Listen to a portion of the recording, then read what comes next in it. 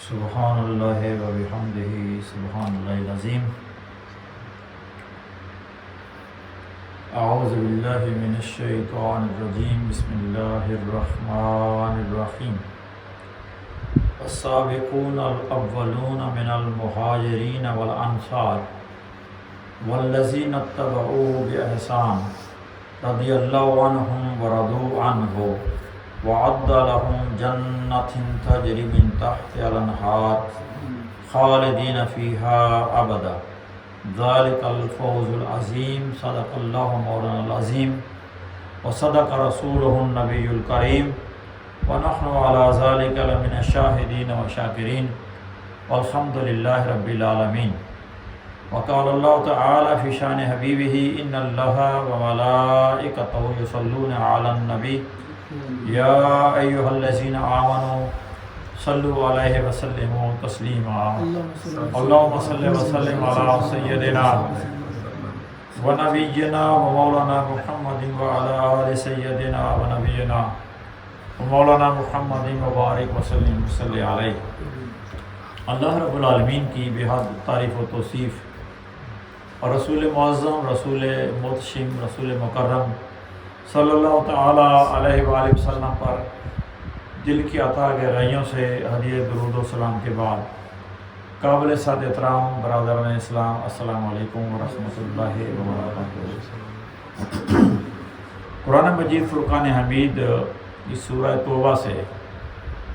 ایک آیت آپ کی خدمت میں تلاوت کرنے کی سعادت حاصل کی ہے۔ اس آیت میں اللہ رب العالمین نے حضور رسالت مآب صلی اللہ تعالیٰ علیہ وسلم کے صحابہ کرام کے حوالے سے ذکر فرمایا ہے، اور اس میں اس آیت پوری آیت میں جو چوٹی کی بات ہے وہ یہ ہے کہ اللہ فرماتا ہے کہ رضی اللہ عنہم ورضوا عنہ، اللہ ان سے راضی ہو گیا اور وہ اللہ سے راضی ہو گئے۔ پورا ترجمہ سماعت فرمائیں۔ اللہ فرماتا ہے کہ والسابقون الاولون من المہاجرین والانصار، مہاجرین اور انصار میں سے ایمان لانے میں جو آگے آگے رہنے والے پہلے لوگ، اور والذین اتبعوا بإحسان، اور پھر ان کی پیروی کرنے والے حسن نیت کے ساتھ، نفاست کے ساتھ ان کی پیروی کرنے والے، رضی اللہ عنہم ورضوا عنہ،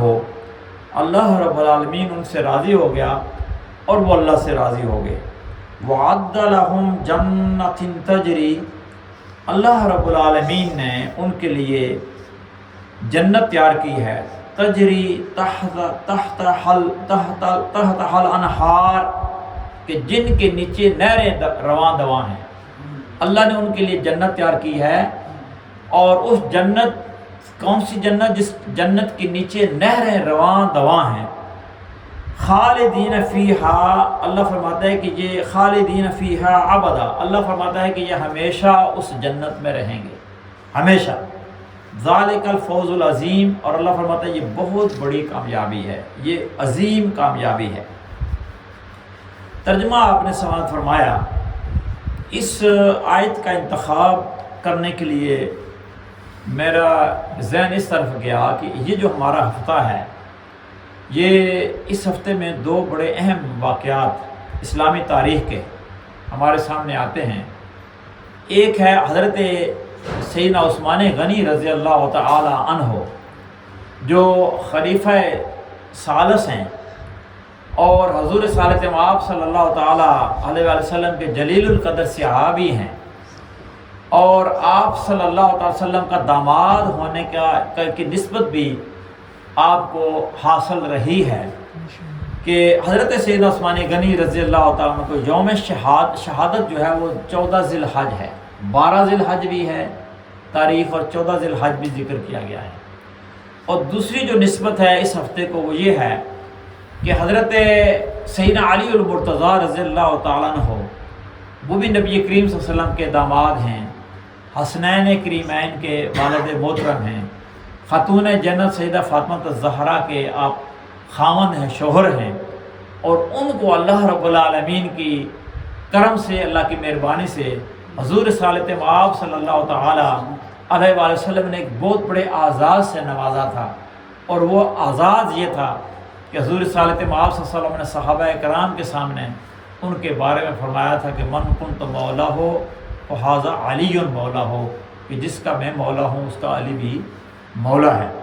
تو حضرت سیدنا عثمان غنی رضی اللہ تعالیٰ عنہ کا ذکر ہم پہلے کرتے ہیں کہ آپ اسلام قبول کرنے والے جو اولین لوگ ہیں ان میں سے آپ ہیں، اور آپ نے جب اسلام قبول کیا تو حضرت سیدنا ابوبکر صدیق رضی اللہ تعالیٰ عنہ کی ترغیب پر آپ نے اسلام قبول کیا۔ حضرت سیدنا ابوبکر صدیق پہلے بالکل اولین جو اسلام قبول کرنے والی ہستیاں تھیں، حضرت سیدنا ابوبکر صدیق رضی اللہ تعالیٰ عنہ، حضرت ام المومنین سیدہ خدیجہ الکبریٰ رضی اللہ تعالیٰ عنہ، حضرت مولا علی کرم اللہ وجہ الکریم، اور حضرت زید رضی اللہ تعالیٰ جو نبی صلی اللہ علیہ وسلم کے غلام تھے، خادم تھے۔ یہ چار ہستیاں تھیں جنہوں نے سب سے پہلے اسلام قبول کیا، اور اس کے بعد چند ایک جو دیگر اس میں اسلام میں شخصیات داخل ہوئیں، ان میں سے حضرت عثمان غنی رضی اللہ عنہ بھی شامل ہیں کہ حضرت سیدنا ابوبکر صدیق رضی اللہ عنہ ان کو ترغیب دی، انہیں مشورہ دیا کہ آپ اسلام قبول کر لیں۔ تو حضرت سیدنا ابوبکر صدیق کے آپ دوست تھے حضرت سیدنا عثمان غنی، تو حضرت سیدنا عثمان غنی نے آپ فرمایا کہ اگر آپ کا مشورہ یہ ہے تو میں آپ کے مشورے کو قبول کرتا ہوں، اور سیدنا ابوبکر صدیق انہیں لے کر کے حضور نبی کریم صلی اللہ علیہ وسلم کی بارگاہ میں آئے، اور سیدنا عثمان غنی رضی اللہ عنہ نے اسلام قبول فرمایا۔ پھر اللہ رب العالمین نے آپ کو بڑے بڑے اعزاز سے نوازا۔ پہلے جو ہجرت ہوئی تھی مسلمانوں کی، صحابہ کرام کی مکہ المکرمہ سے، وہ حبشہ کی ہجرت جو تھی، اس میں بھی حضرت سیدنا عثمان غنی جو ہے وہ اس میں شامل تھے، اور اس کے بعد مدینہ طیبہ کی جو ہجرت ہوئی اس میں بھی آپ تشریف فرما ہوئے، مکہ سے ہجرت فرما کر کے مدینہ طیبہ میں آپ تشریف لائے۔ آپ کو ذو النورین بھی کہا جاتا ہے، ذو النورین یعنی دو نور والے۔ اب دو نور والے کیوں کہا جاتا ہے؟ حضور رسالت مآب صلی اللہ علیہ وسلم کی دو صاحبزادیاں یکے بعد دیگرے حضرت سیدنا عثمان غنی رضی اللہ عنہ کے نکاح میں آئیں۔ ایک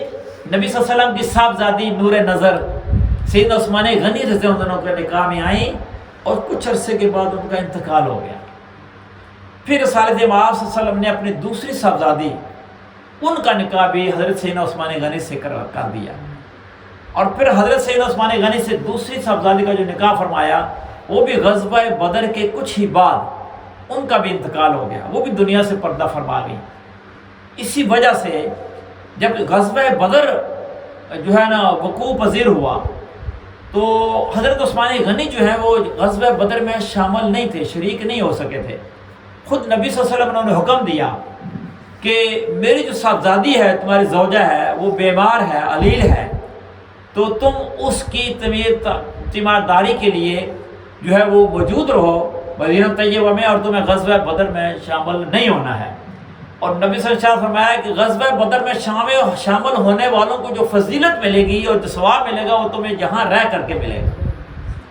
مدینہ طیبہ میں غزوہ بدر میں شامل نہ ہونے کے باوجود اللہ رب العالمین تمہیں وہ ساری فضیلت اور سارا ثواب جو ہے اللہ رب العالمین تمہیں عطا فرمائے گا۔ تو دو صاحبزادیاں نبی صلی اللہ علیہ وسلم کے آپ کے نکاح میں آئیں، اور دونوں انتقال فرما گئے یکے بعد دیگرے،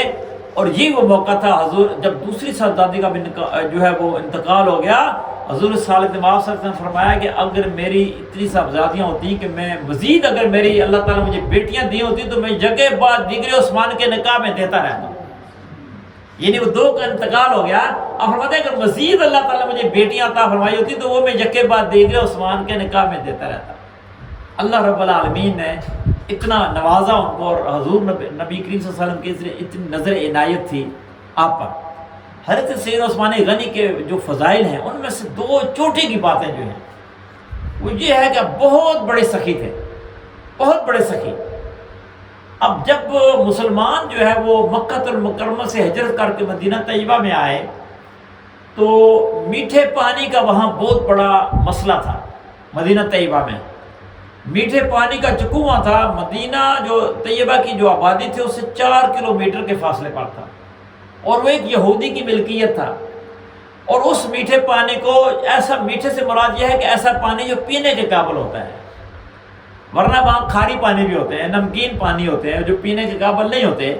تو وہ میٹھے پانی کا جو کنواں ہے وہ یہودی کی ملکیت تھی، اور مدینہ کی جو وادی ہے اسے 4 کلومیٹر فاصلے پر وہ کنواں تھا،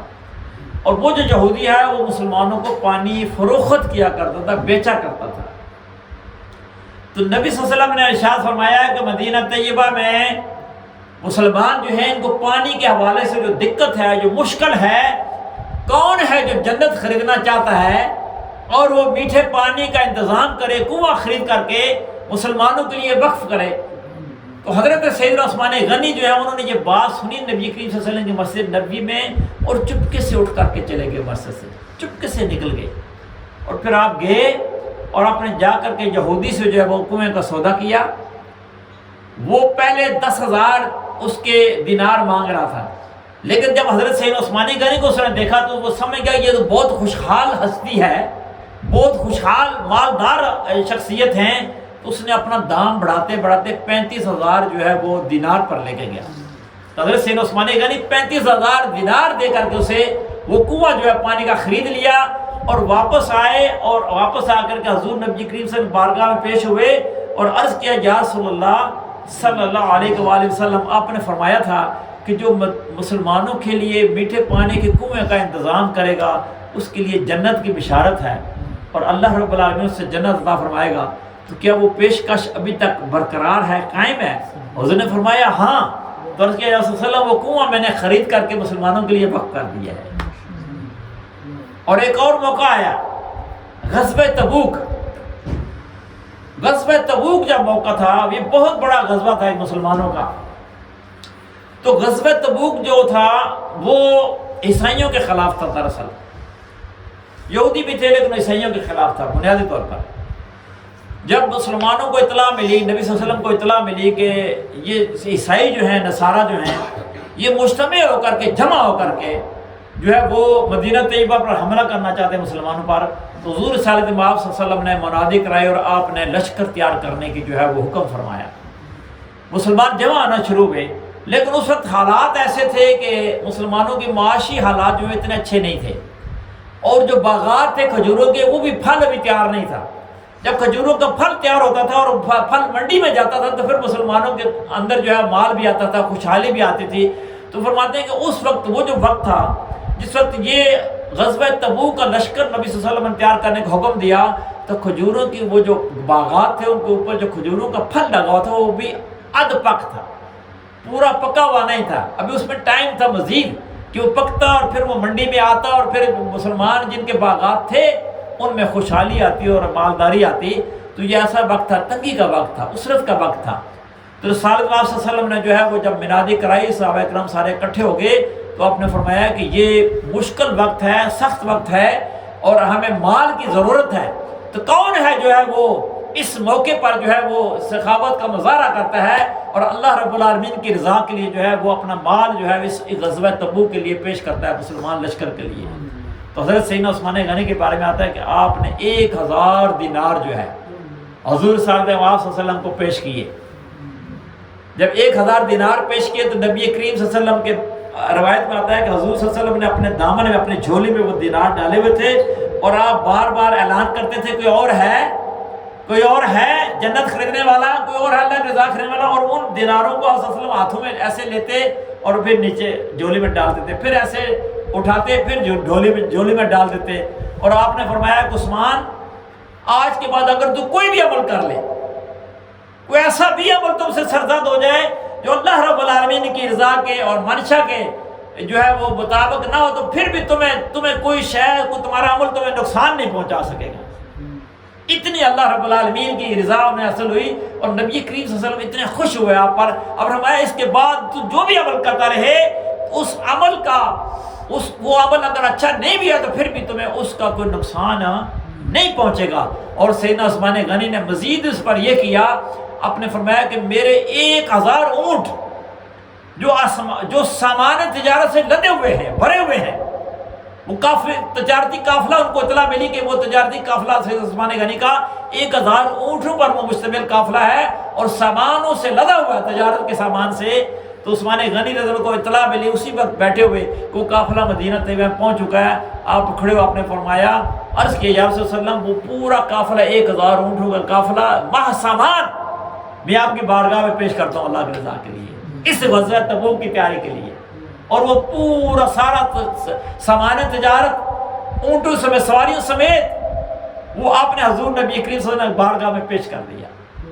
اور نبی کریم صلی اللہ علیہ وسلم بہت خوش ہوئے آپ پر، بہت خوش ہوئے۔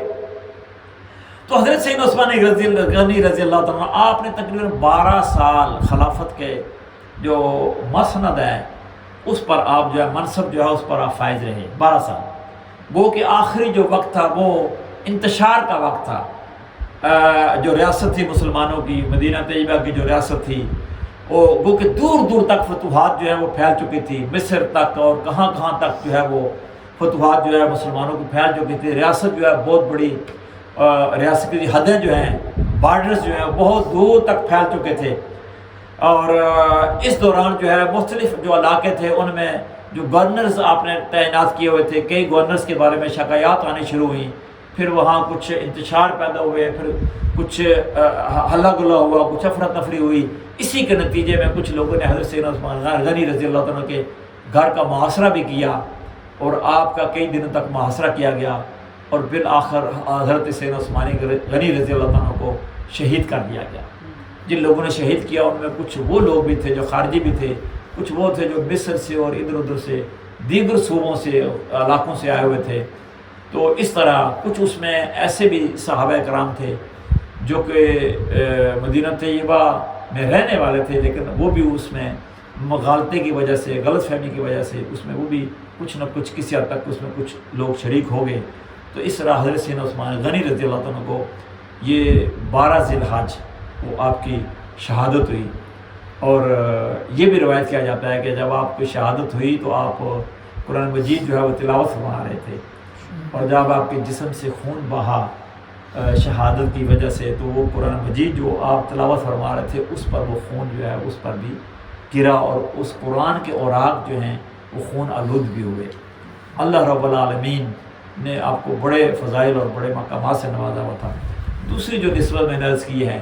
کہ 18 ذی الحج کی کہ حضرت سیدنا علی المرتضیٰ رضی اللہ تعالیٰ عنہ کہ نبی کریم صلی اللہ علیہ وسلم حجۃ الوداع، آخری جو حج آپ نے فرمایا، اور آخری حج سے آپ واپس تشریف لا رہے تھے، تو غدیر خم کے مقام پر، یہ ایک مقام ہے، ایک جگہ ہے، تالاب بھی کہا جاتا ہے، اس وقت وہاں تالاب بھی تھا ایک، تو نبی کریم صلی اللہ علیہ وسلم نے وہاں 70,000 صحابہ تھے آپ کے ساتھ جب حج سے آپ واپس تشریف لا رہے تھے، تو وہاں آپ نے کیا فرمایا اس مقام پر، اور اس مقام پر آپ نے ایک طویل خطبہ ارشاد فرمایا۔ ایک وہ خطبہ جو حجۃ الوداع کا تھا وہ میدان عرفات میں آپ نے دیا، یہ دوسرا خطبہ تھا جو راستے میں سفر کے دوران آپ نے یہاں پڑاؤ کیا صحابہ کرام کے ساتھ، اور پڑاؤ کرنے کے بعد یہیں پر آپ نے نبی کریم صلی اللہ علیہ وسلم حکم دیا کہ میرا ممبر جو ہے وہ بچایا جائے، تو ایک ممبر وہاں بنایا گیا عارضی طور پر لکڑیوں سے، اور نبی کریم صلی اللہ علیہ وسلم اس پر جلوہ افروز ہوئے، حضور صلی اللہ علیہ وسلم اس ممبر پر جلوہ افروز ہوئے، تو آپ نے خطبہ دیا، ارشاد فرمایا، اس میں تو آپ نے ایک وہ فرمان ہے آپ کا جس میں نبی صلی اللہ علیہ وسلم فرمایا کہ میں تمہارے درمیان 2 بھاری چیزیں، بہت بھاری بھرکم چیزیں چھوڑ کے جا رہا ہوں، اور اگر تم ان کے ساتھ جڑے رہو گے تو تم کبھی گمراہ نہیں ہوگے، میرے بعد تم کبھی گمراہ نہیں ہوگے۔ آپ نے فرمایا ایک کیا ہے، ایک کتاب اللہ، قرآن مجید ہے، اللہ کی کتاب، اور دوسرا فرمایا کہ میری اہل بیت، اطرتی، میری جو اطرت ہے، میری اہل بیت ہے، یہ 2 بھاری بھرکم چیزیں۔ آپ نے فرمایا 2 بھاری چیزیں تمہارے درمیان چھوڑ کے جا رہا ہوں، اگر تم ان کے ساتھ جڑے رہے تو کبھی تم گمراہ نہیں ہوگے، اور پھر تمہاری اور میری ملاقات حوض کوثر پر ہوگی۔ قرآن کے ساتھ تم جڑے رہے، اہل بیت پاک کے ساتھ تم جڑے رہے، تو یہ اہل بیت بھی مجھ سے حوض کوثر آپ آ کے ملیں گے، اور قرآن بھی حوض کوثر پر آ کے مجھ سے ملے گا، اور اگر تم ان دونوں چیزوں سے جڑے رہے تو تمہاری ملاقات بھی حوض کوثر پر میرے ساتھ ہوگی۔ اور مزید خطبہ ارشاد فرماتے ہو آپ نے فرمایا کہ اے صحابہ کرام سے آپ مخاطب ہوئے، 70,000 صحابہ تھے، آپ نے فرمایا کہ کیا میں نے تم تک ساری دعوت پہنچا دی؟ ہاں جی پہنچا دی۔ کیا میں تمہارا مولا نہیں ہوں؟ النبی اولا کا بالمؤمنین، قرآن مجید کیا ہے جی آپ صاحب کہ یہ نبی صلی اللہ علیہ وسلم جو ہے یہ تمہاری جانوں سے بھی زیادہ، یہ تم سے بھی زیادہ تمہاری جانوں کے مالک ہے، تم سے بھی زیادہ تمہاری جانوں کے مالک ہے، قرآن کی آیت ہے۔ تو حضور نے فرمایا کہ میں تمہارا مولا نہیں ہوں؟ تو سب نے عرض کیا رسول صلی اللہ علیہ وسلم آپ ہمارے مولا ہیں۔ تو رسول اللہ صلی اللہ علیہ وسلم نے حضرت علی کرم اللہ وجہ کریم اپنے پاس بلایا، آپ کا حضرت علی کا اپنے پاس کھڑا کیا اور ان کا ایک ہاتھ پکڑا، ہاتھ پکڑ کے اپنا ہاتھ بلند کیا، حضرت علی کا ہاتھ بلند کیا یوں پکڑ کر کے، اور پھر حضور نے فرمایا کہ من کنت مولا ہو فہذا علی مولا ہو، کہ جس کا میں مولا ہوں اس کا علی مولا ہے، جس کا میں مولا ہوں اس کا علی مولا ہے۔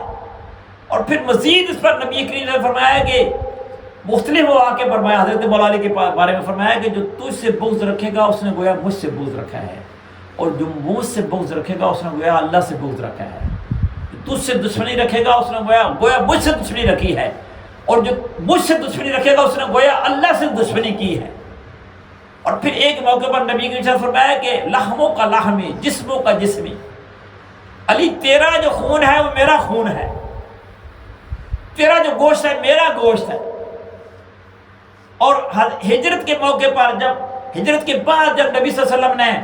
جو ہے وہ اخوت جو ہے نا قائم فرمائی تھی مہاجرین کے درمیان اور انصار کے درمیان، ایک انصاری صحابی اور ایک مہاجر صحابی،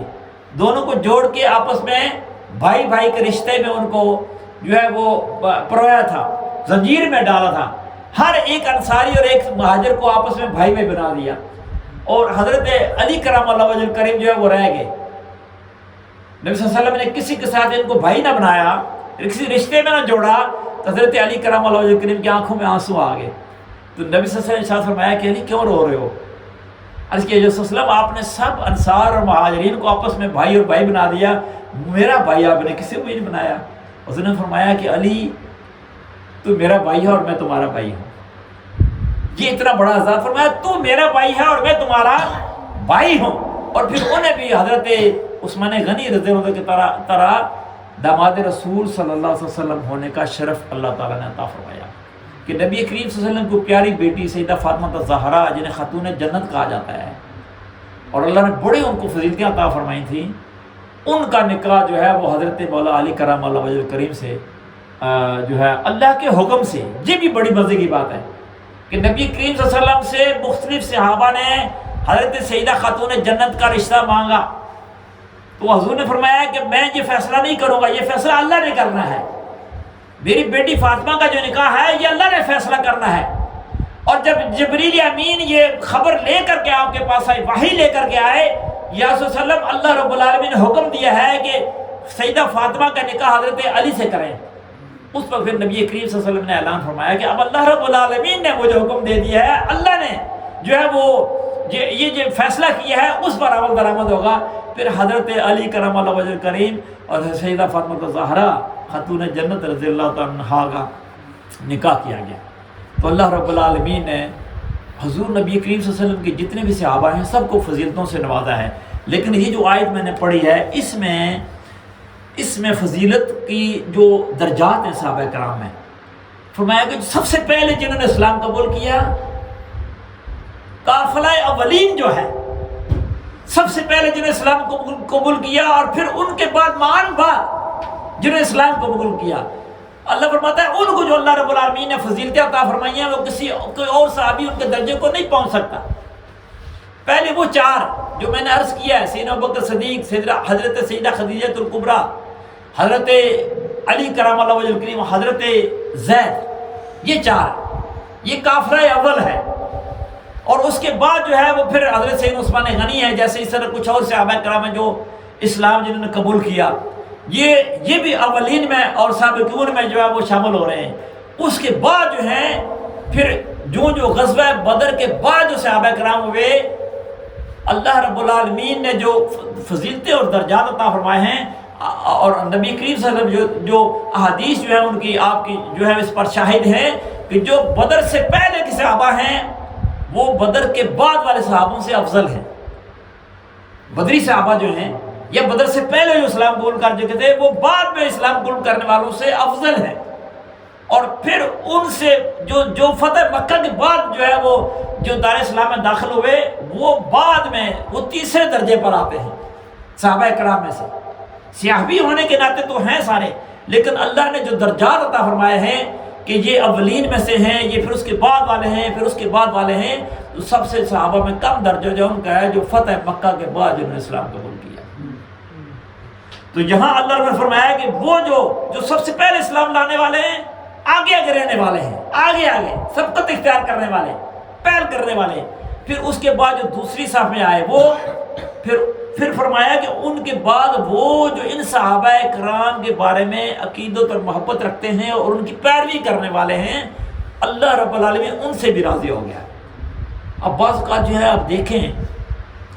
صحابہ کے علاوہ بھی ہم کسی کے لیے رضی اللہ تعالی عنہ کا لفظ استعمال کر دیتے ہیں، وجہ کیا ہے؟ یہ آیت اس کی جو ہے بنیاد ہے۔